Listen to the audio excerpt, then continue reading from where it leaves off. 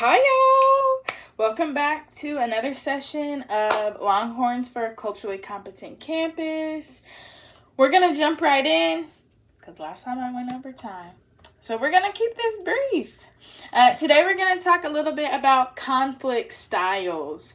So to give you a little heads up, a little context, I told y'all that this was a back and forth course where we're going to learn a lot about each other, where we're really going to engage. And I'm going to share some personal stories, some personal experiences so that y'all see that these things happen in real life. And I will ask y'all to do the same. So we're going to talk about conflict styles and exploring different techniques to combat those with different conflict styles from your own. We'll also work a little bit to figure out what your conflict style is.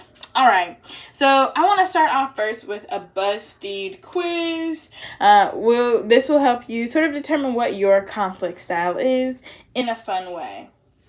Fast forward as if we had just done the BuzzFeed quiz. Okay, so I'm going to break down a few different inventories that we use. I know that everyone after our first meeting took the IDI or the Intercultural Development Inventory. I have another inventory, another assessment. This is really a course where we are learning, we are growing, we are doing things with each other to get from point A to point B.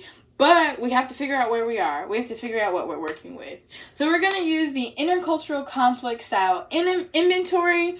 Over time, you might also hear me refer to it as the ICS, that Intercultural Conflict Style. This is not a cultural identity or personality model assessment, so I cannot tell you what cultures you identify with, what personality type you belong in after taking this assessment. But it is instead a way to provide a concrete understanding of concepts like culture, diversity, inclusion, and intercultural competency. Things that we are working on to get us from point A to point B. It also helps us have a better understanding of cultural self and other awarenesses of cultural differences in how individuals approach and resolve problems and conflict. So I am a Black woman from the South. I am technically a zillennial. I am educated. I have lived in several states. I come from a 2-parent home. I also am the eldest of 3 girls. I am an Aries. So my conflict style, contributing all those different pieces, might look different from other conflict styles out there.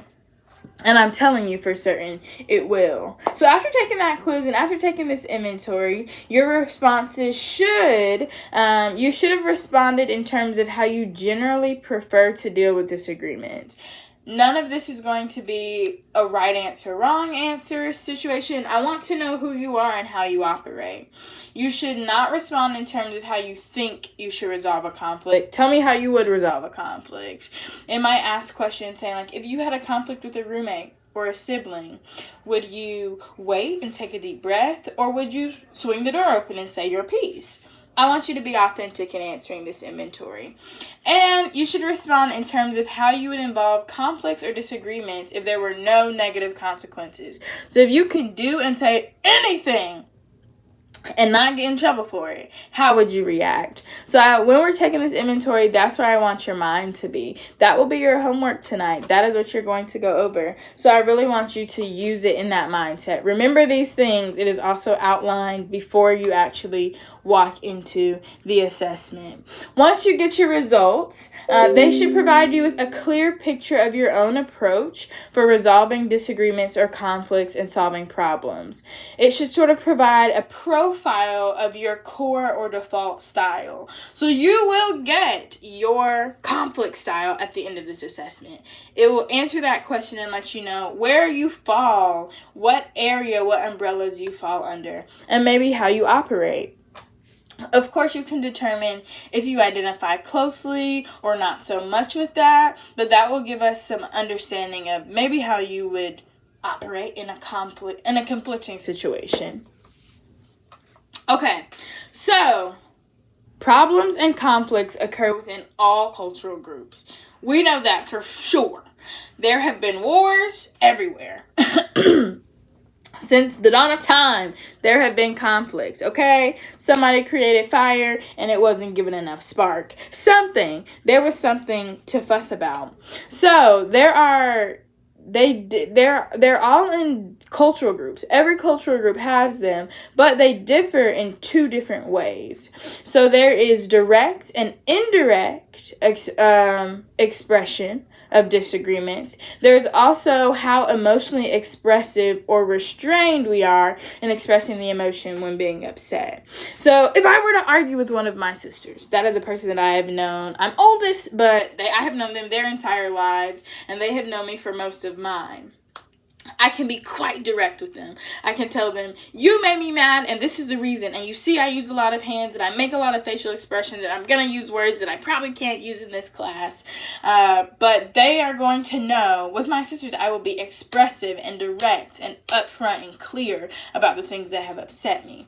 Whereas maybe with a coworker, with a friend, I might take a little bit of a woo-saw, and for a moment I might say, I'm a little aggravated, and I think that I might have some aggravation up inside of me. I'm going to remove myself from situations where I have to speak to that person right now in that moment. I might be a bit more restrained in my emotions because we still have to work together. We still have to sit in spaces together. But maybe right now is not the time to share how I'm feeling. For other people, they might say all the time, I am not very direct and I need time to sort of process before I bring up a conflict. Some people might say, I don't care how you spin it, where I am, or what day it is. I'm going to be upfront and straightforward with you every single time. Okay, so that direct versus indirect, I have a few examples. I want you to tell me what you think. So we have nothing done with intelligence is done without speech. Do y'all think that is direct or indirect? I also have say what you mean and mean what you say. Direct or indirect? Hear 1 and understand 10.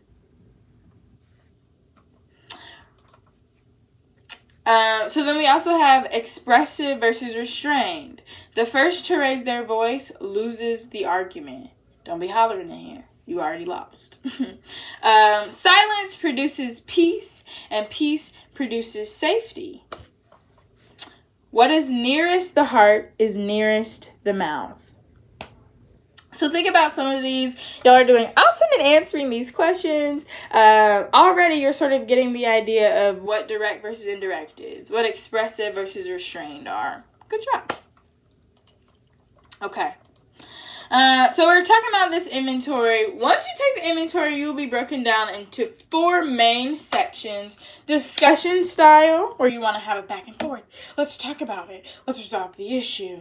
An engagement style, you want to be involved. You want to figure out, what did I do and how could we fix it? Accommodation style, I'm in the wrong. What can I do to help? Instead of understanding that maybe it's a two-way street. And then the dynamic style, which I fall in, which just means I'm fabulous in every way. No, we'll go through, after y'all complete this inventory, we will go through and break each of these down a little bit more. But I don't want to give too much before y'all get into it. But we'll do a brief overview. The discussion style usually prefers face-to-face. You'll hold strengths like you will confront the problem, you'll elaborate, but you also can appear logical without a lot of feeling, or you might have difficulty reading people between the lines. Whereas engagement provides detailed explanation, they're going to show a lot of feeling, but they can appear dominating and rude and sometimes be uncomfortable with other people's viewpoints or when they're sharing emotion. The accommodation style tends to be able to control emotional outbursts, but they are sensitive to feelings of the other party. So they're going to be like a little queasy on that. And then they might have difficulty voicing their own opinion. Whereas the conflict... I missed one. Sorry. Whereas the dynamic style can rarely get to the point. There's a whole lot of talking around. They can be a bit too emotional seeming, but they're comfortable with strong emotions and skilled at observing others' emotions. So before we jump into it, I just wanted to give you a brief understanding of what those conflict styles are and how to find your own. I'm excited to jump in and do a few examples, a few scenarios together once we determine what our conflict styles are, so that we can break down how to handle dealing with people and their other conflict styles. All right, y'all. I'll see you soon.